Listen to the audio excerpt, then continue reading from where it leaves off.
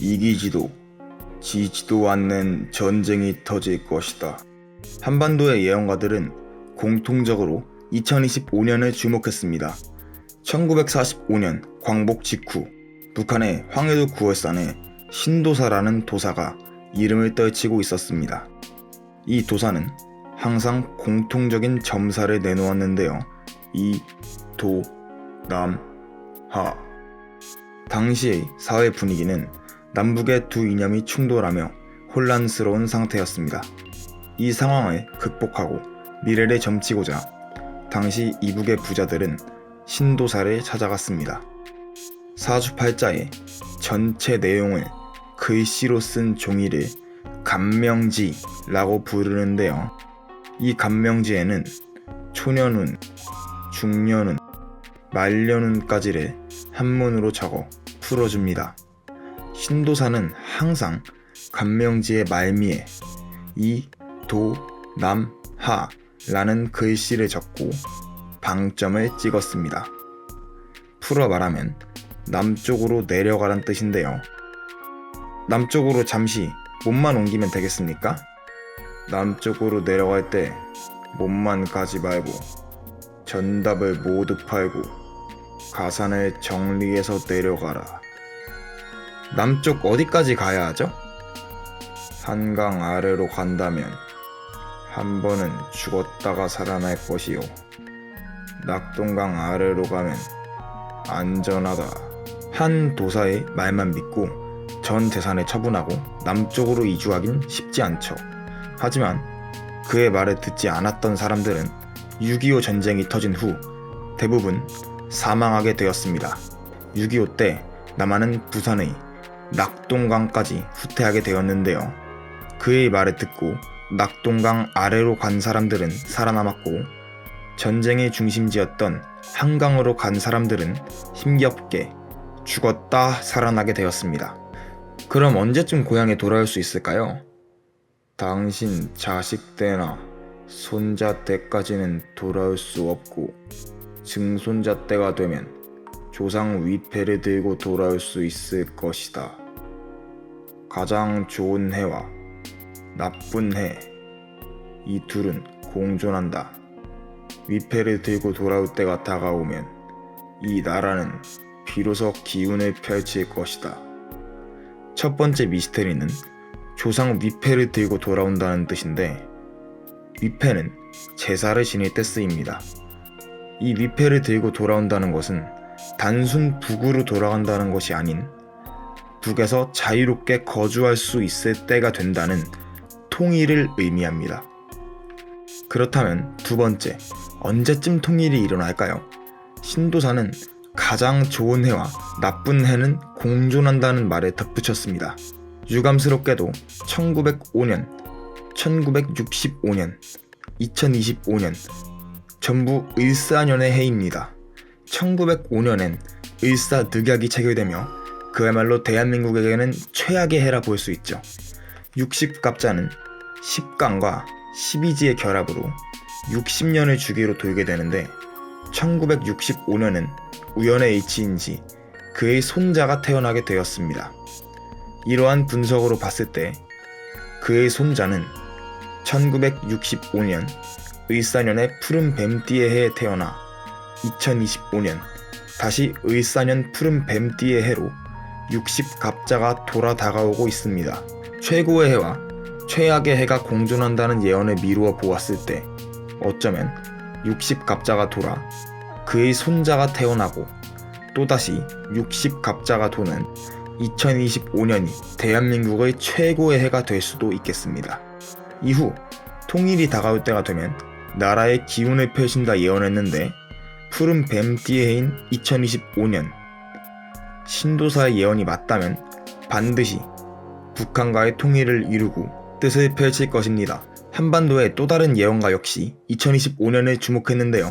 그가 이 예언을 하자마자 그에게 큰 불행이 닥치게 됩니다. 그는 바로 경상남도 창원시에 살았던 성은 김, 이름은 덕주라는 인물입니다. 지금도 머리를 단정히 하지 않는 사람을 보고 덕주머리 같다고 하죠. 이는 김덕주로부터 생겨난 별칭이며 평소 그의 머리카락을 자라나는 그대로 두어서 치렁치렁했기 때문입니다.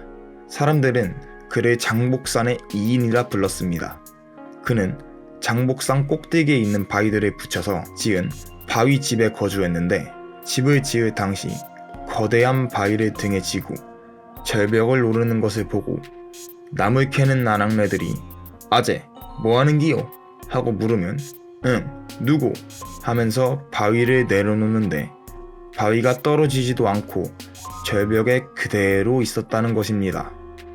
그의 집은 직접 주위에 있는 바위들을 짊어지고 날라서 만들었는데, 출입문은 통으로 된 바위 한 개로 되어 있어 보통 사람들은 도저히 열 수도 없었습니다. 이 집을 덕주바위라고 하였으며 일본인들은 선인구리라 불렀습니다. 그에게 시련이 닥친 후 바위가 무너져 내렸고 그 자리에 덕주봉이란 이름을 붙였습니다. 그가 장복산의 이인이라 불리게 된 데에는 그의 신통한 능력도 한몫했는데요. 친척들과 같이 부산에 갈 일이 있어서 경화역에서 기차를 탈 때에 그는 굳이 걸어가겠다 하여 헤어져 부산역에 도착해보니 그가 먼저 부산에 와 있었다 합니다. 축지법을 사용한 것이죠. 마을 축제 때에도 다른 음식은 손에 대지도 않고 양식으로 하겠다면서 술찌개미만 모았다고 하죠. 평소에는 솔잎을 주식으로 하였다고 합니다. 그래서인지 사람들은 그를 장복산의 이인이라 불렀습니다. 그는 날씨를 예견하는 능력도 갖고 있었는데, 비가 올 것이니 소나기를 걱정하라 하고 그의 돌집에 불이 켜지니 소나기가 내리기 시작했다는 일화도 있습니다. 이처럼 일반인의 상상을 뛰어넘는 비범한 인물이었지만 그 역시 운명을 피해가지 못했습니다. 그의 예언에는 유독 오해 배수가 많이 보입니다. 흰다리가 오면 나라가 망한다. 실제 1905년 5월 일본 해군이 병사들의 다리에 흰 행권을 두른 채 멋대로 군항을 설치하려고 하며 조선에 들어왔습니다. 그 후 그의 말대로 그해 11월 을사늑약이 체결되고 1910년 8월 한일 합방 조약을 통해 일본의 완전한 식민지로 전락합니다. 하늘거리에 큰 도시가 생길 것이다. 여기서 하늘거리란 경화동을 뜻하는데요. 1910년 이전에 경화동은 사람이 살지 않는 황무지였습니다. 하지만 1910년 5월부터 일본이 이 하늘거리에 직교형 도시를 건설하며 조선인들을 당시 황무지 땅인 하늘거리에 수용하였는데요. 큰 도시는 조선인들을 수용하고자 일본이 만든 도시를 의미합니다. 오일장이 옮겨올 것이다. 이는 풍호동 해안지대의 장씨가 경화동으로 옮겨올 것을 의미합니다. 당시 1910년까진 풍호동에 5일 장씨가 열렸지만 일본 해군의 비행장 건설로 경화동으로 옮겨갔는데 이를 예언하였습니다. 웅동에서 뱀들이 꼬리를 물고 몰려올 것이다. 1905년부터 일제는 웅동에 일본 해군 기지까지의 물을 끌어올 수원지를 건설하는데요. 여기서의 뱀은 이 수원지를 이어줄 송수관을 뜻합니다. 그는 일제가 지을 수원지를 정확히 예언했습니다. 그의 마지막 예언은 대한민국의 미래를 예측하는 중요한 예언입니다. 그는 이 예언을 한 직후 일본 헌병의 불시 검문을 받게 되는데, 이에 불응하여 달아나다 장복산까지 수색을 하러 오는 것을 보고 장유면으로 피신하였는데, 불행히도 그 이후 아무도 그의 행적을 알 수 없게 되었습니다. 벌통 같은 집에 살면 세상 다 되었다. 해가 돈다. 길을 펼친다. 벌통 같은 집은 무엇을 의미하는 걸까요? 이는 오늘날의 아파트로 볼 수 있습니다. 세상 다 되었다라는 말은 의견이 나뉘는데요. 지구의 종말을 뜻하는 바로 해석하는 사람들이 있습니다. 하지만 바로 뒤에 붙은 길을 펼친다 라는 말과 연관지어 생각해 봤을 때, 이는 대한민국이 벌통 같은 아파트에 살게 되었을 때 길을 펼친다는 뜻으로 해석할 수 있습니다. 그렇다면 그 시기는 언제일까요? 해가 돈다 라는 뜻은 단순 태양의 공전이 아닌 특별한 배수로 도는 해를 의미할 것이라 생각합니다. 그의 예언에는 유독 오해 배수에 관련된 의들이 많습니다. 그 또한 의도치 않게 오해 배수에 관련된 예언을 하였던 것인데요. 1905년 5월에 일어난 측량, 1905년부터의 수원지 건설, 1910년에 옮겨간 풍호동 장시, 1945년 광복, 그의 마지막 행방일자인 1930년 5월, 놀랍게도 2025년은 정확히 5의 405배수가 되는 해이며 광복한 지 80년이 된 해로 모든 게 5의 배수와 연관이 있습니다. 정말 해가 돈다의 주기가 5의 배수와 관련이 있는 해라면 광복과 5의 405배수인 2025년 대한민국이 기를 펼칠 수 있을 것입니다. 이 예언 때문에 영상을 제작하게 되었습니다. 그는 하늘의 선택을 받음으로써 지금까지 6.25 전쟁을 비롯해 한반도 전체의 운명을 정확히 예언했습니다. 이감용 처사라 불렸는데요. 이감용 처사는 마이산의 도인이라 불렸는데 이 산은 거대한 암석으로 된 두 개의 봉우리가 말의 귀를 닮아 말마와 귀이가 섞여 조선의 태종 이방원이 지은 이름입니다. 조선을 건국한 태조 이성계가 마이산 은수사에서 100일 기도를 드리며 건국을 결심했다는 설화도 존재하죠. 이 산에는 과학적으로 설명이 불가능한 미스터리들이 있습니다. 지진이 와도 견디는 80여 개의 돌탑, 또 하나는 위로 솟는 역고드름 현상입니다. 이 역고드름 현상은 전 세계에서 오직 마이산에서만 볼 수 있는 현상인데요. 1928년 원불교 회보에 마이산에서 청수를 떠놓고 기도를 드리면 물이 거꾸로 올라와서 얼음이 되어 불체로 화한다 는 기록이 있을 정도로 오래된 현상입니다. 지진이 와도 견딘다는 80개의 돌탑들은 천지음양의 이치와 파의 진도법을 적용하여 돌 하나하나를 쌓아 올림으로써 돌탑이 허물어지지 않게 하였다고 전해집니다. 이 돌탑이 바로 마이산의 도인인 이감용 처사의 작품입니다. 이러한 방식은 훗날 막돌 허튼층 쌓기라는 기법으로 알려지는데요. 자연석 막돌을 모아 일정한 높이의 돌이 아닌 다양한 높이의 돌을 활용해 벽돌 사이에 빈 공간을 메꿔가며 세워가는 방식으로 전해집니다. 이감용 처사는 본명 이경의, 자감령으로 1860년 전북 임실에서 태어났습니다. 그가 처음 마이산으로 들어온 때는 1885년인데 마치 예수님이 속죄하듯 조선 백성들의 구제와 죄를 속죄하는 의미에서 매일같이 돌탑을 쌓아가라는 신의 계시를 받게 됩니다. 그 역시 김덕수 도인처럼 축지법과 기이한 힘을 가지고 있었다 전해지는데요. 그는 축지법을 사용해 전국 각지의 명산으로부터 마이산까지 모든 돌들을 직접 망태기에 담아서 들고 왔다고 전해집니다. 이감용 처사는 축지법을 39살부터 터득하였는데 이때부터는 몸이 가볍고 사푼이 다니는 등 아무리 무거운 돌도 하고 소리를 내면 거뜬히 돌을 들어 올렸다 합니다. 당시 진안경찰서장이 이감용과 전주에서 면담을 하고 바로 진안에 가게 되었습니다. 그런데 진안에 도착하니 이감용은 이미 한참 전에 도착해 있었다 합니다. 아니, 언제 전주에 오셨습니까? 물으니 당신이 나가고 바로 출발해서 왔네 하니 경찰서장은 놀라움을 금치 못했죠. 범상치 않은 마이산의 도인 이감용 처사는 여러 차례 한반도의 2025년에 관해 정확한 예언을 하였는데요. 앞으로 이기지도 지지도 않는 전쟁이 터질 것이다. 이로 인해 많은 인명피해가 발생할 것이다. 이는 6.25 전쟁을 의미하며 말 그대로 조선이 남한과 북한으로 갈라져 이기지도 지지도 않는 전쟁이 발발한다는 것을 의미합니다.